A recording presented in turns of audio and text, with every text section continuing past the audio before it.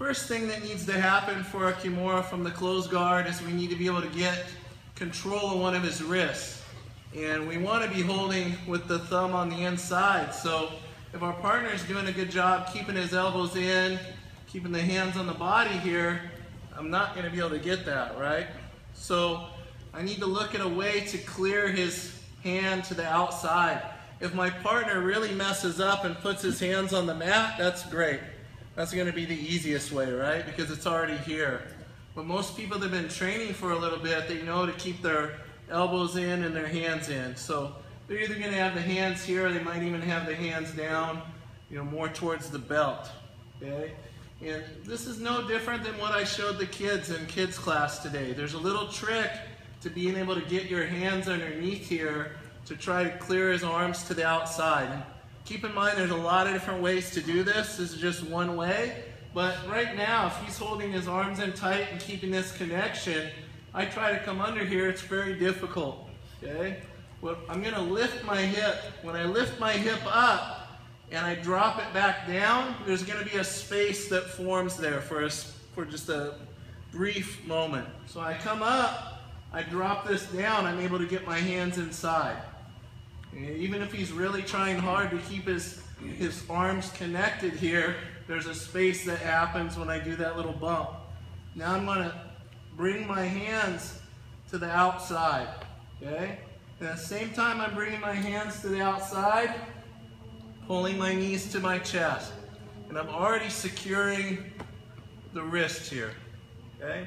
Now when most people show how to do the Kimura here, they show to sit up, come over the arm, connect your figure four. We're gonna do it a little different today because we have to think, someone who's been on the receiving end of this, they're probably gonna be expecting me to try to sit up and they're gonna be stopping me here and it's gonna be difficult. So what I'm gonna do, I've already got the most important part. I have this control. So at this point, I keep my knee pinched in, my guard's gonna open, my other foot's gonna step on the mat, but now I'm gonna drive my knee into his armpit. Okay, just like I'm trying to pull my knee to my chest. At the same time I do that, I push up on his wrist. Okay, so watch again. We're here, bump, get this here. Get my control, okay? Now, it's gonna open. When I open, I don't get lazy.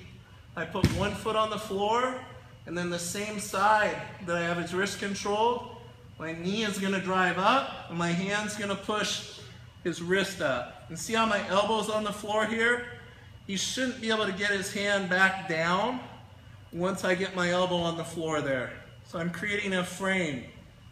Because what most people are gonna do, they're gonna try to hide their hand inside their leg here and hold on, make it real difficult for you. So when you go here, you've already put something in their way, right? You've blocked them from being able to grab their belt or from grabbing the inside of the knee. At this point, it's really easy to come over and lock up my figure four. I make sure I'm keeping my leg up on his back, and I'm keeping this connected to my leg. I don't want it to be out here. I'm keeping it connected to my leg. It's all attached. It's gonna be my whole body that does the move. Now I'm gonna use that foot on the floor to help me escape my hip towards his feet. And I'm gonna keep scooting until I'm facing on my side the same direction as his head. So at this point, my partner shouldn't be able to posture up here. Can you posture? Can't posture up, okay? I'm bringing this up this line. I want to keep that L shape. When I use my leg as a guide, bring that up that line.